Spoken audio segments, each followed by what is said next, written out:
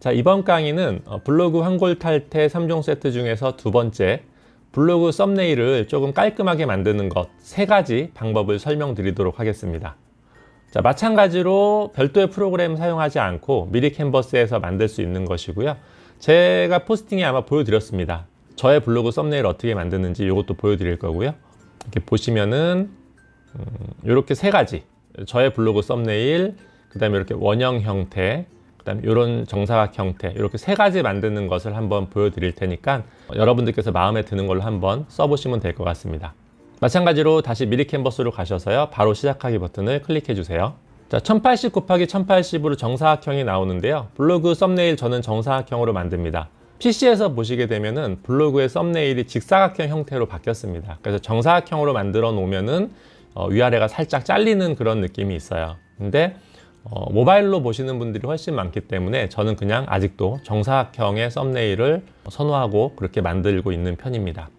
크게 문제는 없으세요. 모바일에서 봤을 때 굉장히 정확하게 깔끔하게 보이기 때문에 여러분들도 아직까지는 그냥 정사각형으로 썸네일을 만드셔도 무방할 것 같습니다. 자, 3가지 블로그 썸네일들 중에서 제가 사용하고 있는 저의 블로그 썸네일 만드는 법 먼저 알려드리겠습니다. 좌측 메뉴들 중에서 요소를 클릭하시고요. 그 다음에 요소 중에 정사각형을 클릭합니다. 도형 중에서요. 자, 마찬가지로 좌측 하단에다가 딱딱하고 붙게끔 이렇게 클릭 드래그로 옮기신 다음에, 자, 요거를 위쪽을 클릭 드래그로 이렇게 움직이시면은요, 지금 여기 라인 생긴 게 보이시나요? 이게 바로 정중앙입니다. 정중앙보다 조금 밑으로 내리실 거예요. 근데 이 내리는 거는요, 눈대중으로 내리시면 됩니다. 여기다가 2개 정도 라인의 글씨를 제목으로 쓸 거라서 너무 이걸 넓게 잡아버리면, 위쪽에다가 우리가 이렇게 정중앙에다가 너무 잡아버리면은 밑에가 너무 휑합니다. 그래서 요거를 정중앙보다는 살짝 밑으로 더 끌어서 한 요 정도만 놓으시면 될 것 같아요. 이거 눈대중으로 하시면 됩니다. 자, 그리고 이렇게 가로도 딱 맞춰 주시고요. 자, 요 정도면은 적당합니다. 괜찮습니다.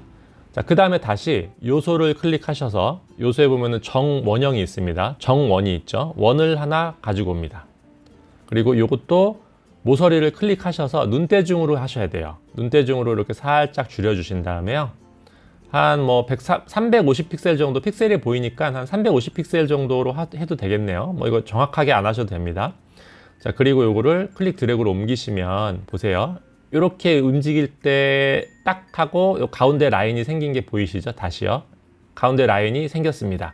자, 이게 이제 중앙이 맞은 겁니다. 그 다음에 좌우로 움직이시면은요, 또 좌우도 이렇게 딱 중앙 라인이 보입니다. 자, 이렇게 십자가 라인이 보인다는 것은 중앙정렬하고 그 다음에 밑에 테두리하고 이 라인이 중앙에 딱 맞았다는 소리입니다. 이렇게 맞춰 놓으시면 되세요.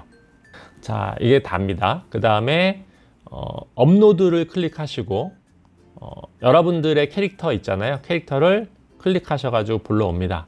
그리고 마찬가지로 캐릭터 사이즈를 이렇게 줄여서 이렇게 원 안에 들어갈 수 있게끔 적절하게 사이즈를 줄여주시면 되겠고요. 이것도 마찬가지입니다. 가운데로 놓으시면은 딱 라인이 보이죠? 이게 이제 정중앙이 맞은 겁니다. 자, 이 정도면은 적당할 것 같네요. 이렇게 저의 캐릭터를 가운데다가 딱 배치를 시켜 놨습니다. 자, 그 다음 3번째는 뒤에 여기 상단에 이미지를 불러올 겁니다. 자, 블로그 꾸미기 실습 썸네일 만들기이기 때문에 이런 이미지를 제가 갖고 왔는데요. 자, 이건 어디서 갖고 온 거냐면요, 마찬가지로 사진 클릭하시고 픽사베이를 클릭하시고요. 여기다가 또 한번 노트북을 검색을 해 보겠습니다. 그러면은 또 이렇게 많이 나와요. 여러 가지가 나옵니다. 마음에 드는 거 여러분들이 하나 골라보세요. 아무거나 한번 해보겠습니다. 요거 한번 해볼까요? 요거를 클릭해서 이렇게 이미지를 가지고 옵니다. 먼저 왼쪽 상단으로 딱 모서리를 맞춰 놓으시고, 그 다음에 반대쪽을 클릭 드래그로 옮기셔가지고 이렇게 요 하얀 부분이 다 덮이도록 이렇게 완전히 여러분들 가져가시면 되겠습니다. 이렇게 넘어가도 상관없습니다. 그래서 이건 상관이 없어요. 그래서 대충 눈대중으로 이렇게 맞춰 놓으시고요. 자, 그 다음에 이제 요거를 요 이미지를 클릭한 상태에서 순서 맨 뒤로 보냅니다. 클릭하면은 여기 뒤로 쏙 들어간 게 보이시죠? 자, 여기 이제 다 앞으로 나왔습니다. 자, 이제는 상단과 하단이, 상단에 이미지가 들어가서 하단이 구분이 되기 때문에 얘를 클릭한 상태에서 색상을 흰색으로, 그 다음에 이 원형도 클릭한 상태에서 색상을 흰색으로 바꿔줍니다. 자, 그러면은 이런 모양이 나왔죠. 캐릭터를 조금만 더 키워볼게요. 이렇게. 자, 확인이 되시나요? 자, 이게 다 된 겁니다. 그 다음에 밑에는 이제 텍스트 글씨만 쓰시면 되는데, 텍스트 제목, 블로그 꾸미기 실습 이렇게 쓰시고, 체크하시고 가운데로 딱 갖다가 맞춰내시면 되겠죠. 글씨 살짝만 줄여볼게요. 이렇게. 아주 좋습니다. 여기 정중앙에 딱 라인 보이는 거 보이시죠? 그리고 이렇게 드래그 해가지고 정중앙 라인 맞추는 게 선생님도 힘드시면 이렇게 옮겨 놓으신 상태에서요, 그냥 이 요소를 클릭하고 정렬을 가운데 정렬로 하시면 자연스럽게 맞습니다. 그리고 마찬가지예요. 이것도 딱 클릭을 하시고 방향키로 이동을 해가지고 미세하게 여러분들이 이동시킬 수가 있어요. 그래서 이렇게 맞춰 놓으시면 되고, 그 다음에 하나를 더 요거를 가져올 건데요. 요소를 선택하시고 컨트롤 D를 하면은 이게 복사 붙여넣기가 한 번에 되는 겁니다. 이렇게 복사 붙여넣기를 하시고요. 요거를 썸네일 만들기라고 하겠습니다. 그리고 요거는 하단 부분은 제가 좀 두꺼운 서체를 써요. 저는 이렇게 하단은 두꺼운 서체를 쓰는데, 이 미리 캔버스에서 쓸 수 있는 가장 두꺼운 정고딕 서체는 검은 고딕체입니다. 그래서 여기 보시면은 검은 고딕체라고 있죠. 요 서체로 만드시고 글씨를 선택하신 다음에 사이즈를 이렇게 줄여주시고, 모서리 부분을 확장시켜 가지고 조금 큼지막하게 키워줍니다. 이렇게 키워주시면 되겠죠. 조금 더 키워볼까요? 꽉 차게 한번 키워보겠습니다. 하단 부분은 가급적이면 큼지막하게 이렇게 한번 키워보겠습니다. 그리고 꾸미기 실습 이 부분을 살짝만 위로 방향키로 올려볼게요. 자, 마찬가지입니다. 요거를 클릭하셔서 정렬, 가운데 정렬, 썸네일 만들기도 클릭, 정렬, 가운데 정렬 하시면은 전부 가운데가 딱 맞게 된 겁니다. 자, 이 폭을 조금 좁게 한 감이 없지 않아 있는데요. 그거는 선생님들께서 나중에 조절하시면 됩니다. 요거 선택하셔서 이렇게 폭을 좀 늘리시고 이렇게 올리셔도 될 것 같네요. 조금 좁게 한 감이 없지 않아 있어요. 자, 이렇게 만드시고요. 자, 그 다음에 이제 저 같은 경우는 디자인을 하기 위해서 요 위에 있는 글씨는 조금 색상을 항상 바꿔줍니다. 그래서 어떤 식으로 색상을 바꾸냐면은 이 위에 있는 배경, 이미지의 어떤 톤과 비슷한 색깔로 항상 좀 바꿔줘요. 여기서 보시면은 이게 지금 진한 갈색, 우드톤의 색깔들이 많잖아요. 그럴 때는 저는 요거를 클릭하고 글자 색을 눌러서 스포이드로 이렇게 비슷한 색상 아무데나 한 군데 찍어버립니다. 그러면 이렇게 색깔이 이 상단의 이미지와 비슷한 톤의 색깔로 바뀌게 되는 겁니다. 자, 이렇게 하면은 썸네일 만들기가 일단은 끝난 건데요. 자, 여기서 여러분들께 한 가지 더 팁을 드릴 게 있습니다. 자, 이대로 만들고서 저장을 해서 써도 상관이 없습니다만 제가 보여드릴게요. 자, 제 블로그의 썸네일들을 보면은 잘 아시겠지만은 이렇게 테두리에 검정색으로 테두리 라인이 칠해져 있습니다. 이 라인이 만약에 없이 썸네일을 만들면은요, 이 옆에 있는 하얀색 배경과 이 썸네일의 하단의 하얀색 부분이 경계선이 없어지기 때문에 굉장히 별로 안 예쁘게 보입니다. 그래서 하얀색의 경계를 두기 위해서 저는 이렇게 얇은 검정색 테두리로 하나를 만들어 놓는 겁니다. 자, 다시 미리 캔버스로 가보겠습니다.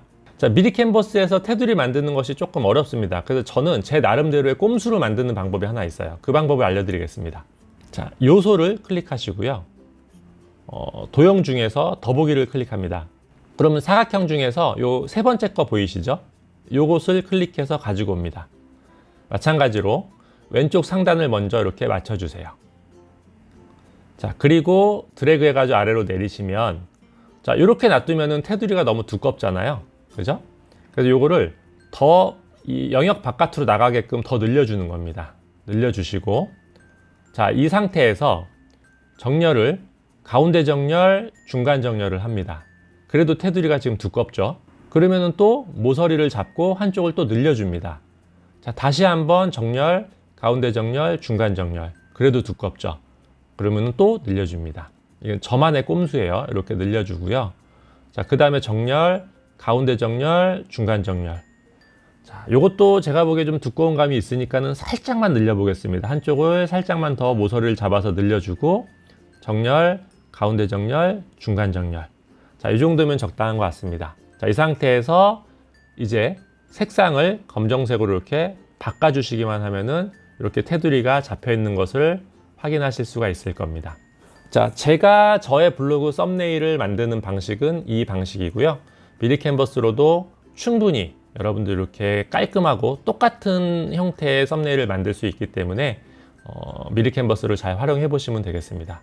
참고로 저는 미리 캔버스하고 아무런 관련도 없는 사람입니다. 너무 미리 캔버스만 홍보하는 것 같아서 조금 그런 감이 없지 않아 있습니다만, 그건 왜 그러냐면은 가장 쉽게 사용할 수 있고 워터마크 없이 무료로 쓸 수 있는 것이기 때문에 그렇습니다. 자, 이렇게 만들어 놓으신 다음에 제목을 블로그 썸네일 1 이렇게 쓰시고요. 저장을 하시고 다운로드를 하시고 요 PNG 파일, 고해상도 파일로 다운로드를 하셔서 요 썸네일을 쓰시면 되겠습니다. 자, 그리고 이제 저장이 돼 있기 때문에 여러분들이 다른 포스팅을 하셔가지고 이제 또 썸네일을 또 만드실 때는요, 항상 이 틀을 그대로 불러옵니다. 그래가지고 배경만 바꿔주고 여기 글씨만 바꿔주시면 되는 겁니다. 자, 참고로 한 가지 말씀드릴 게 또 있습니다. 여러분들이 만약에 이렇게 테두리를 씌워 놓고 난 다음에 이 글씨를 바꾸려고 클릭을 하면 글씨가 클릭이 안 됩니다. 그 이유는 왜 그러냐면 이 테두리가 지금 가장 상단에 위치가 되어져 있기 때문에 이 글씨들이 뒤에 있어서 안 눌러지는 겁니다. 그래서 어떻게 해결하면 되냐면 이 테두리 라인을 이렇게 딱 체킹이 되어 있는 상태에서 이 테두리의 순서를 뒤로 밀어주시면 됩니다. 맨 뒤로 빼버리게 되면은 이렇게 하얀색 배경보다 뒤로 가서 또 없어졌죠. 그래서 맨 뒤보다는 한 칸 앞으로 나오게 해주시면 됩니다. 자, 다시요. 자, 테두리를 맨 뒤로 빼시고요. 이렇게 요 하단에 테두리가 보여지게끔 앞으로 한 칸, 두 칸 빼주시면은 이렇게 앞으로 나오게 됩니다. 그죠? 자, 이렇게 되면은 더블 클릭이 가능하기 때문에 얼마든지 다음 포스팅의 제목을 바꿔가지고 이것을 그대로 또 썸네일을 쓰실 수가 있습니다. 이렇게 되면은 뭐가 좋냐면은 제 블로그처럼 썸네일의 형태가 틀어지지 않는 통일감이 부여가 됩니다. 보시다시피 저도 하나의 틀을 만들어 놓고 그 틀을 계속 배경 이미지와 글씨만 바꿔가면서 똑같이 사용을 하기 때문에 누군가가 제 블로그에 와서 저의 메인 페이지를 딱 봤을 때 아, 이 사람 블로그 관리를 좀 하는 사람이구나 라는 인식을 심어줄 수가 있고요. 또 가독성도 좋기 때문에 아무래도 사람들에게 더 신뢰도나 호감을 쌓을 수가 있게 되는 겁니다.